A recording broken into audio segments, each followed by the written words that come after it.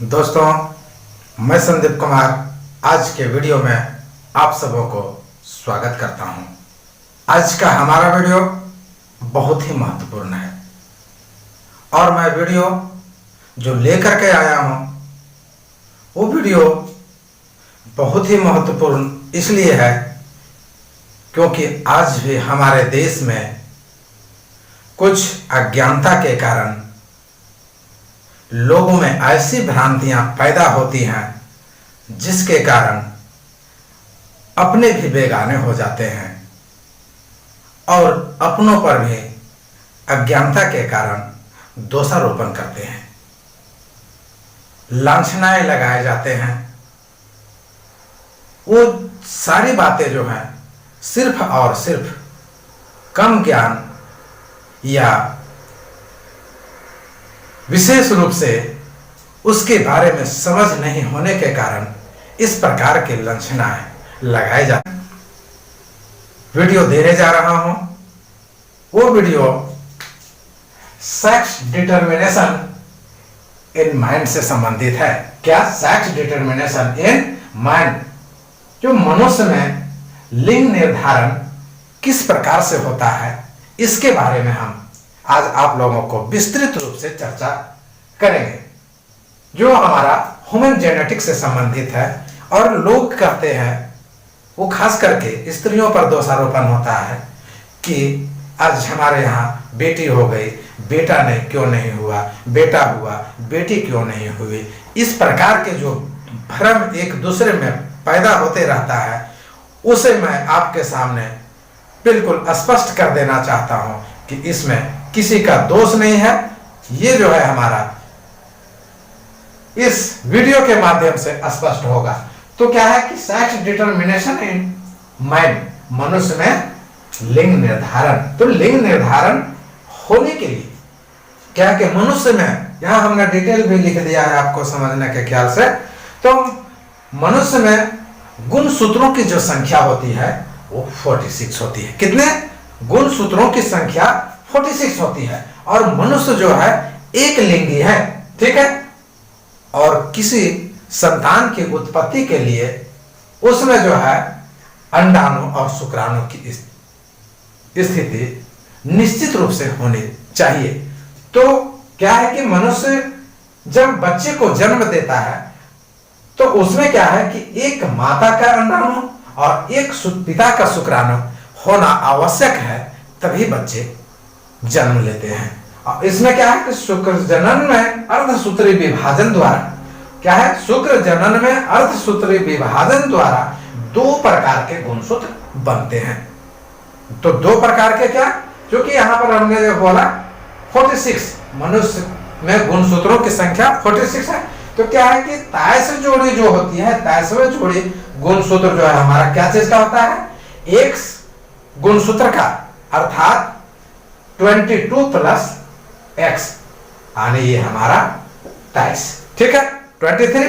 और जो है हमारा 23 जोड़ी जो है हमारा, ये क्या होता है, y गुणसूत्र का, यानी 21 प्लस y, ये हमारा 23 इक्वल टू 46। ये मनुष्य में गुणसूत्र होते हैं। अब यहां से हम लोग देखेंगे कि एक तरफ हमने जो है ये पुरुष का चित्र आपके सामने रखा है और एक तरफ हमने आपको स्त्री का रखा है, ठीक है।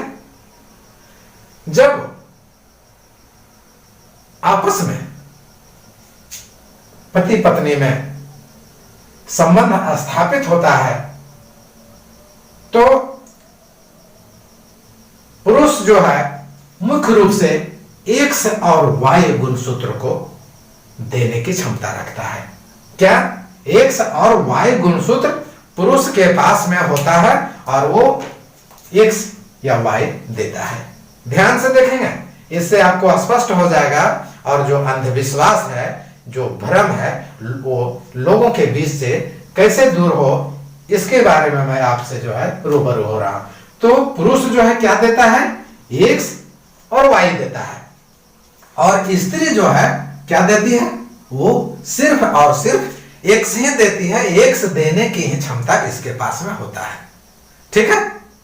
अब क्या है कि यदि शारीरिक संबंध के बाद पुरुष वाई दे दिया, क्योंकि स्त्री तो जो है एक्स देगी ही देगी। एक को पहले समझ ले, तो एक हमने जो है एक्स को दिया, यहां भी एक्स दिया, एक पुरुष जो है हमारा एक एक्स देगा, एक वाई देगा। ठीक है, एक एक करके समझते हैं हम लोग।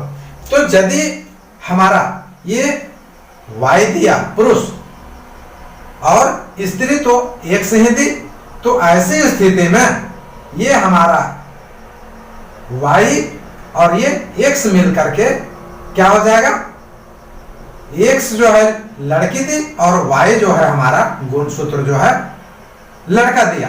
आने कीजिए, ये अंडाणु और ये शुक्राणु मिल करके एक्स वाई जब बना, तो एक्स वाई से हमारा जो होने वाला बच्चा होगा वो हमारा लड़का होगा। क्लियर हो गया? आने की महिला का एक्स और पुरुष का जब वाई मिलेगा तो एक्स वाई से जो है हमारा यहाँ लड़का पैदा होगा। ये निर्धारण करने वाला सबसे अहम जो है हमारा वाई गुणसूत्र होता है।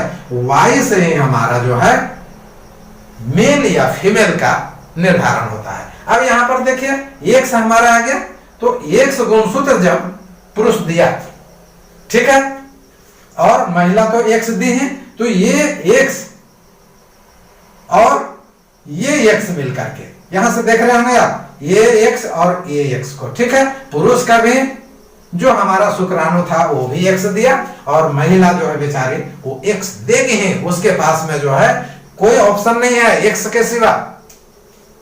अब क्या है कि जब एक्स और एक्स मिल जाएगा तो ये क्या हुआ, एक्स एक्स मिल करके जो हमारा बच्चा पैदा होगा वो क्या होगा, लड़की पैदा होगी। ठीक है, और फिर यहां देखते हैं कि यहां जो है हमारा ये स्त्री जो है एक्स दी और पुरुष जो है वाई दिया, और ये वाई और एक्स मिल करके फिर क्या हो गया, एक्स वाई हो गया, और यहाँ जो है हमारा ये लड़का पैदा होगा। तो ये भ्रम लोगों में रहता है कि हमारी पत्नी, हमारी स्त्री लड़की को ही जन्म दे रही है, लड़का क्यों नहीं हो रहा है?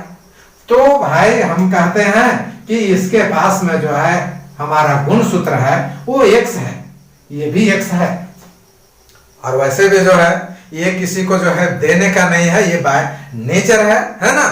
तो क्या है कि यहां से जो हमारा ये शुक्राणु जो दिया, तो शुक्राणु एक्स आए या वाई आए तो खुद जो है पुरुष को भी नहीं पता है और इसे भी नहीं पता है, क्योंकि ये कन्फर्म है कि एक्स जो है स्त्री से ही आएगा। इसलिए हम कहेंगे कि जब भी देगी स्त्री तो एक्स देगी गुणसूत्र इसके पास में जो है। अब यहाँ पर है कि एक्स वाई, तो यही जो है संयोग जब बनता है कि जब वाई दे दिया पुरुष तो स्त्री का एक्स और पुरुष का जब वाई मिलेगा तो ये लड़का पैदा होगा, और जब पुरुष जो है हमारा एक्स देगा और स्त्री जब हमारा जो है एक उसका एक्स मिलेगा तो एक्स और एक्स मिल करके लड़की पैदा होगी। और यही जो है हमारा लिंग निर्धारण का जो है महत्वपूर्ण रोल है दोस्तों। और इस प्रकार से जो है हमारा होने वाला बच्चा लड़का या लड़की होती है। तो मैं समझता हूं कि हमारे वीडियो देख करके आपका भ्रम यदि हो आपके दिलो दिमाग में तो निश्चित रूप से निकाल दें कि लड़की जो है स्त्री लड़की को जन्म देती है, बहुत होता है उस प्रकार के, या लड़के को जन्म देती है, नहीं, इसके बस की बात नहीं है, ना इसके बस की बात है। लेकिन सिर्फ और सिर्फ जो है ये हमारा गुणसूत्र का जो है कमाल है। ठीक है, यहाँ जो है हमारा एक्स और वाई का, यदि वाई जो है आया और यहाँ एक्स आया तो एक्स और वाई मिलकर के लड़का, और यदि एक्स जो है पुरुष के आया और स्त्री का एक्स आया तो एक्स और एक्स मिलकर के लड़की होता है। और इसी प्रकार से जो है ये हमारा मनुष्य में गुणसूत्र का निर्धारण होता है, लिंग निर्धारण होता है दोस्तों। तो आज का हमारा वीडियो इतना ही, बहुत बहुत धन्यवाद।